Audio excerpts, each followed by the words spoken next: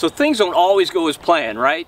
Heck, let's face it, they seldom go as planned. And yesterday was one of those days for me and my son Joel. We went fishing intending to go catch speckled trout. Look, the trout fishing's been fantastic lately. We wanted to get in on some of that action, but the wind was howling out of the northwest. We simply could not fish where we wanted to fish. It was just way too rough. So rather than tucking our tail between our legs and heading home, we decided to go with a different plan. The water was flying out of the marsh yesterday. So we said, you know what? When the water's flying out of the marsh, it empties all those ponds, forces bass and reds and even some speckled trout to get into the bayous that have a little bit of water in them. And boy, the fishing action can be just fantastic when that's the case. And yesterday it sure was. All the ponds were empty. The bayous were full of fish of all stripes, mostly bass, but also reds and even some nice speckled trout. And man, we just waylaid them. Take a look at the action.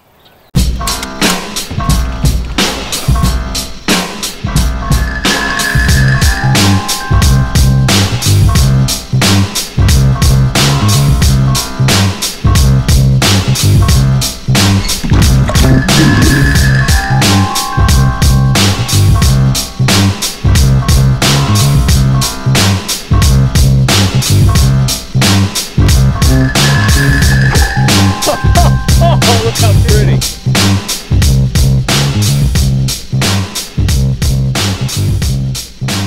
Well, sometimes you just got to take what the conditions give you. We came out today intending to catch speckled trout, but it's crazy windy today. You can't tell where we are right now because we're really in some protected water, but it is blowing well over 20 miles an hour. It's very much limited where we could fish. Now the good thing is the wind is out of the northwest, so it's dumping water out of these marshes. And that means bass. And I'll tell you this, it would not surprise me. Oh, missed him. Came in like a rocket. It wouldn't surprise me at all if we caught some speckled trout back in this bayou as well. That was bad, I really missed that one. Now what you find normally in these bayous is that the bass are right up against the grass beds. That's not true today. I guess because that water is just so low. Those fish are, many of them, way out here in the middle of the bayou. There's one. Nice. Oh, that's a good bass. That's a pretty marsh bass. That's about as pretty as it gets. These fish don't get very big, but they're a lot of fun to catch. We got a very high bluebird sky. A front just came through. We've got high pressure, although the pressure probably has fallen a little bit because we're fishing in the afternoon, but it started off the day very high. But these fish have no choice. They have nowhere else to go. They're stacked up in these bayous, and you get the competition factor. They're not feeding necessarily, but they see something in there. They know they got so much competition in the bayou with them, they just have to eat it. There he is. There he is. Boy, that's a nice fish. That's a nice marsh bass. That's a nice marsh bass. Not a giant by any stretch, but he's pretty. Now, this is really our first significant cold front of the year.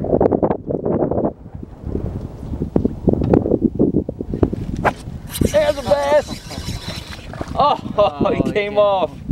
He came off. So as I was saying before I was really interrupted, this is our first significant cold front of the year, but the water's not cold yet. It's literally 71 degrees in here, the water temp. The water's a lot warmer than the air is. And that's what's got these fish so fired up. Just like that. Is that a red? That's a little red, a little rat red. Rat red, that's not gonna make the team. They're fun to catch. Oh, there he is. How about that hook set? That's a red fish. That's a red fish. These fish are just piled in this bayou. Fish right there. And I had a horrible hook set. The rod kind of slipped out of my hands. So I'm a little bit leery of flipping him. But I'm gonna flip him, and he made it. And look how beautiful this redfish is. He's just loaded up with spots. Boy, is that nice. What a beautiful fish. That is a pretty, pretty redfish.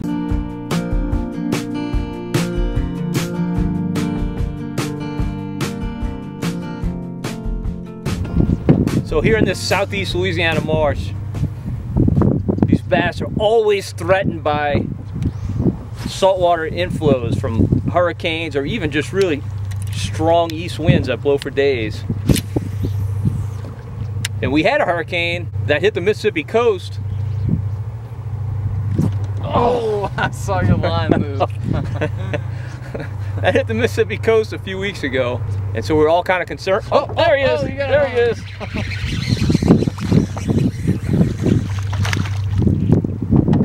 We were all kind of concerned about the health of these bass, but it wasn't much of a surge, and as you can tell, they did absolutely fine. Now this is not a big bass at all. In fact, I'm going to throw him back. But I tell you, if you want to come out here, there he is. There's one. Oh, that's a better bass right there, I think. You want to come out here and keep 10 of these, your limit is 10, no size minimum. Hey, look, no problem doing that. Is that a bass? Oh, big speckled trout. Big trout. That's what I came out here for.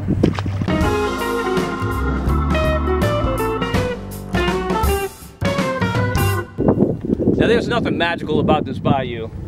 I promise you, we could go all along this part of the coast and find very similar bayous that have similar action.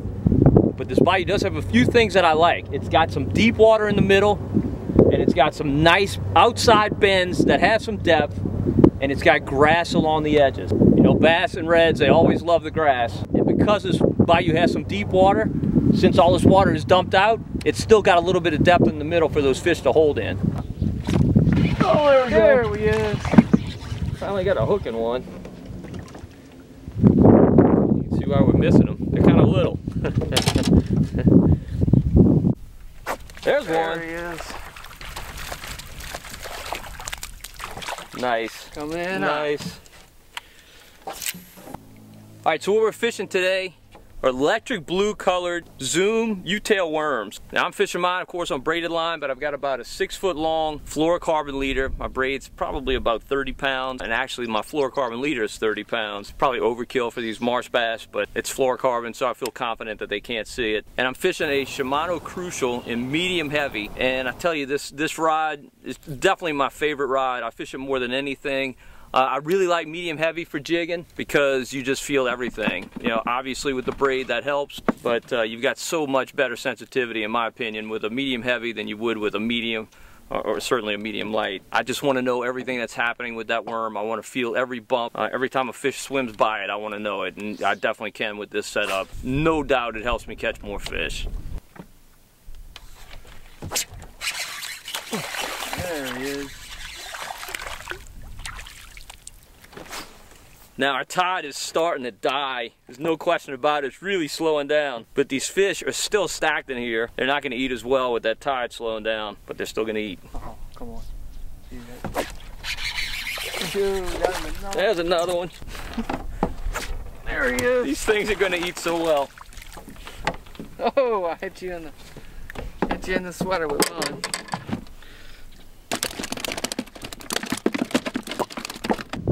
All right, so when you get on fast action like this, you can really run through the worms. And you don't have to. Look, you just bite the tip off, and it's like you got a brand new worm. These fish couldn't care less. Look at that. Speckled trout, definitely a keeper. Look at that. Right in the middle of the bayou, right where it's supposed to be. There he is. Speckled trout and bass. Look at this. Right together. On the same bait. The same bayou. It's just crazy. Just crazy action here. I love fall. I would hug this weather if I could. I love it. So it's only October. It's only October. This action's gonna get nothing but better over the next few weeks. Now I'm not saying you can come in here after a hard Arctic blast in December and catch bass like this, because you won't. When that pressure soars, those fish just shut down. They get very, very difficult to catch. But if you fish in these bayous when you get just a light northerly wind, just kind of a light front, boy, it can be just epic. When all that water blows out, those fish have to stack up in these bayous. And with this water temperature still so high, they are feeding like they're starving to death.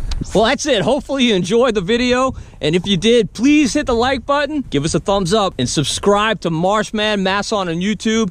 and comment in the comment section below. We want to know what your favorite baits are for fishing the marsh. What do you like for bass? What do you like for redfish? What do you like for speckled trout? Let us know in the comment section.